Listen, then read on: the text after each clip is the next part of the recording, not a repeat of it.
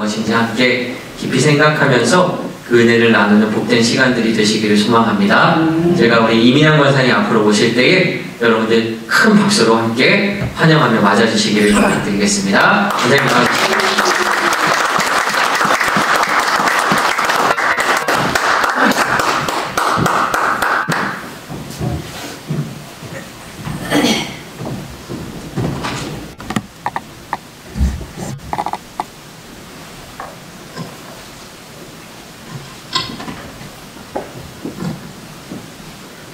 안녕하세요. 이민양 권사입니다.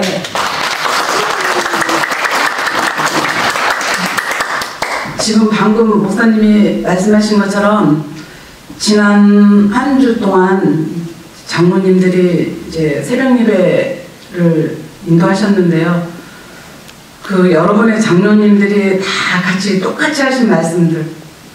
떨립니다. 떨립니다. 떨립니다. 저는 지금 얼마나 떨리겠어요. 이제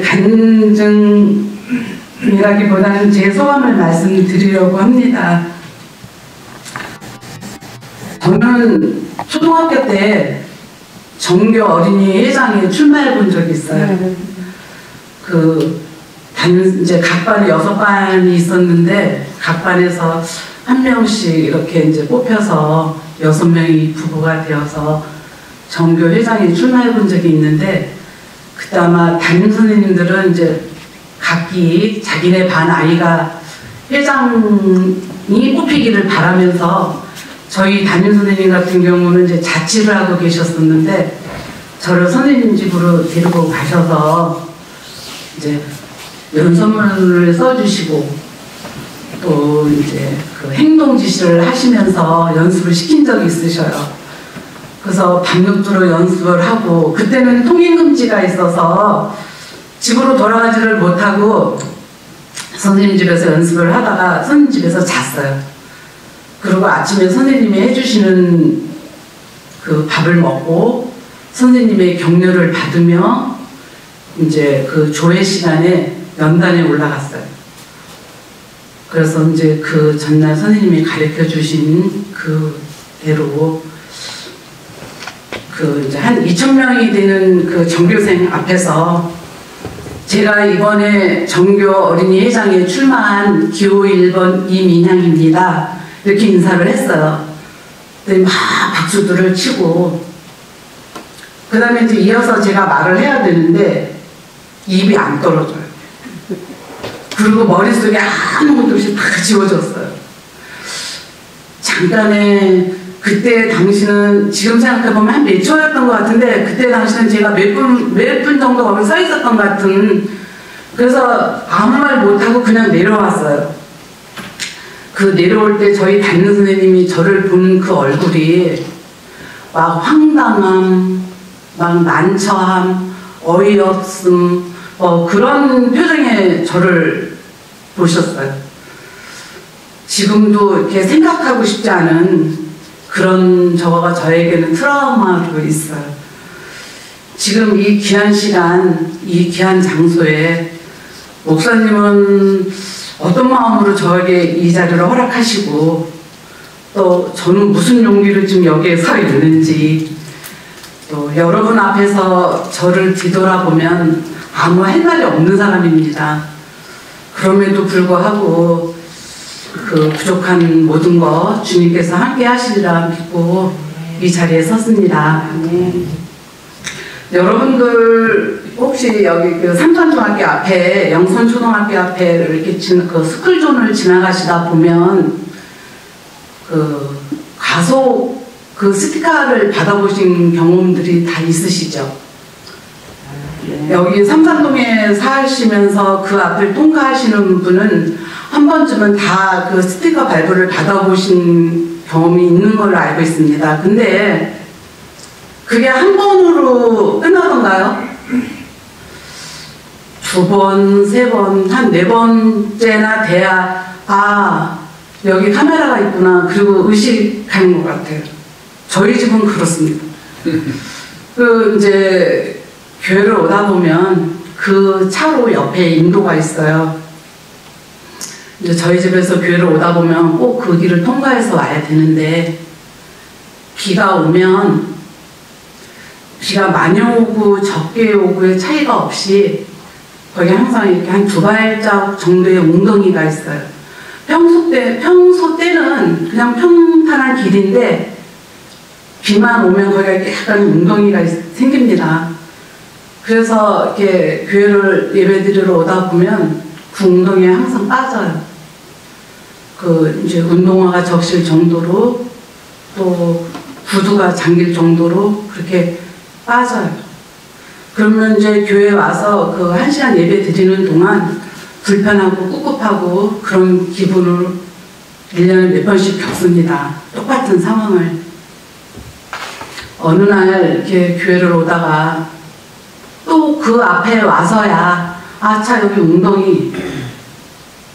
그런데 시간을 맞춰서 예배 시간을 맞춰서 오다 보니 뒤돌아갈 수도 없고 거기는 또 이렇게 옆으로 비켜서 올 수 있는 길도 아니야. 그래서 오늘도 또 빠지고 가는구나 이제.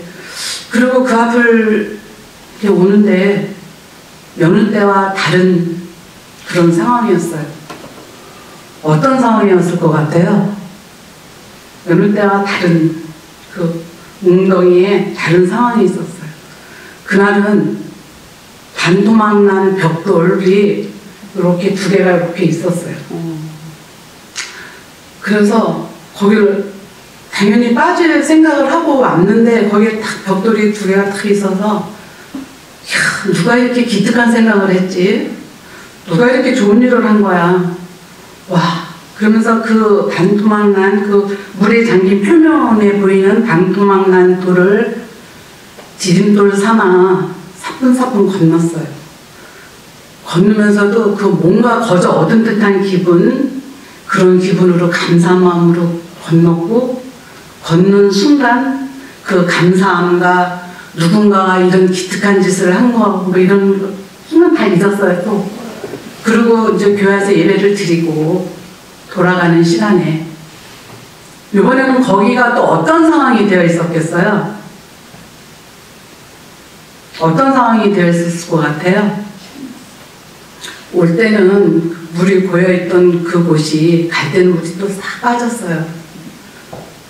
아까 그 표면으로 보였던 그 단 모습의 벽돌이 지금 가면서 보니 뭐 한쪽 모퉁이가 부스러져 있고 밑에가 또 막 이렇게 부스러져 있고 모르고 걸어가다 보면 걸림돌이 되어 있는 거예요. 걸려서 넘어질 뻔한 그런 돌이 되어 있었고 또 보기가 싫어서 치워야 되는 그런 돌이 되어 있더라고요. 똑같은 상황에 갈 때는 디딤돌이었다가 다시 되돌아갈 때는 그게 걸림돌이 되어 있더라고요. 약간의 문제의식을 가지면서 제가 나는 어떤 모습의 돌일까 그런 생각을 잠깐 해봤습니다. 제가 어느 날 그 새벽 예배 시간에 예배를 드리고 기도를 하는데 저희 여기 본당은 아시다시피 지하 2층이다 보니 소등을 하고 나면 캄캄하잖아요. 그날 제가 이렇게 기도를 하고 있는데 정말 눈이 부실 정도로 햇빛이 환하게 비쳤어요.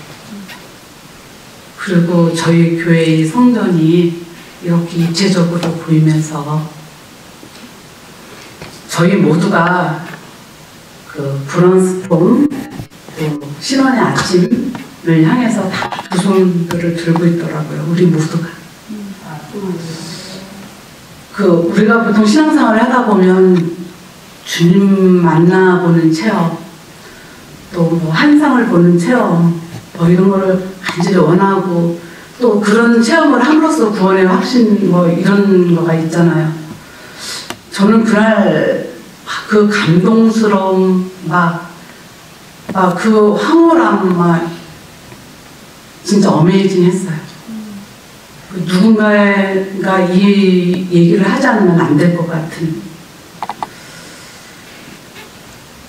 보통 우리 지금 대한민국에 크리스찬이 1200만 정도 된다고 하더라고요. 뭐 플러스 마이너스 뭐 이렇게 교집합되는 부분을 빼고라도 그 많은 사람들이 그 성전 건축의 체험을 해보는 거는 몇 % 안 된다고 하더라고요. 근데 그 다윗도 하나님께 성전 건축을 올린다 때 하나님이 안 받으셨잖아요. 그 건축을 우리는 2번이나 경험을 했으며 그 주위에 많은 사람들의 부러움과 견제를 받았음에도 불구하고 정작 우리는 그 축복, 그 은혜로움 그런 거를 못 느끼고 느끼는 듯 마는 듯 그 많은 사람들이 부러워함에도 불구하고 우리는 아이러니하게도 그걸 못 느끼고 있었잖아요. 그날 아침에 이제 여러 군데서 여기 신혼의 아침을 향해서 브라운스톤을 향해서 이제 많은 이주해올 많은 그 사람들이 어떤 분은 자진해서 오시는 분들도 있을 것이고 인도가 되어서 오시는 분들도 있을 것이고 전도를 받아서 오시는 분들도 있으시겠지만 그분들이 정말 우리가 이 하나님이 예배하신 가운데 성전 건축을 하고 저희를 통해서 역사하시는 하나님의 그 축복받은 그 은혜받음을 저들이 과연 알 수 있을까? 그러면 어떤 식으로 알려야 할까? 이런 마음이 들더라고요. 우리 삼산의 큰 나무라고 놓고 볼 때, 각 사람들이 자기 탤런트대로 저희 삼산의 큰 나무에 올 때, 어떤 분은 이파리 부분으로, 또 어떤 분은 가지, 또 어떤 분은 줄기, 또 뿌리 부분, 또 각자 자기 그 탤런트대로 삼산이라는 이 큰 나무에 접목되어서 성숙되어 나갈 때 먼저 된 우리들이 저들이 이질감과 이견이 없이 잘 이렇게 합쳐서 성숙되어 가서 정말 크게 아름드리 나무가 되어 이 지역에 쉼을 주고 유익을 끼치고 영향을 끼칠 수 있는 우리 큰 나무가 되지 않을까 그런 생각이 들었어요. 먼저 된 우리가 잘 포용하면서 이끌면서 그렇게 성숙되어 가야 되지 않을까 이런 생각을 했습니다. 제가 오늘 말씀을 드리면서 그 벽돌에 대한 말씀을 드리면서 어떤 분에게는 그 한 장의 완벽한 벽돌로 또 어떤 분에게는 반토막난 벽돌로 또 어떤 분에게는 치워져야 하는 그 벽돌로 각자 부딪히는 부분이 있으시겠지만 분명한 건 그 모습 그대로 하나님이 반드시 쓰실 거라는 그런 믿음을 가졌습니다. 이번 주 화요일 날 김정도 장로님께서 내 모습 이대로 그런 말씀을 주제로 설교를 하셨거든요. 그날 이제 도종환 시인의 가죽나무 그걸로 엔딩을 하셨어요. 그래서 저도 이 시간 그 말씀을 여러분과 함께 공유하고 공감하면서 말씀을 마치려고 합니다. 감사합니다.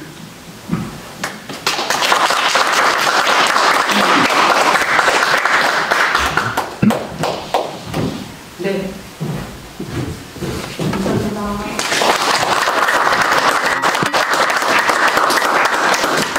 권사님께서 부탁하셨어요. 이 시를 같이 함께 읽어달라고. 다시 한번 띄워주시겠습니까? 네. 제가 준비를 했는데 뒤에 배경을 안 넣는 바람에 제 얼굴 위에 그대로 글씨가 나와서 잠깐 준비되는 시간 가질 텐데요. 우리 권사님께서 말씀해 주셨듯이 안녕하세요, 기호 1번 이민양입니다 하시고 한마디도 못하셨던 우리 권사님이 오늘 너무나도 담담하고 멋지게 우리에게 귀한 그 은혜를 나눠주셔서 다시 한번 감사드립니다. 여러분들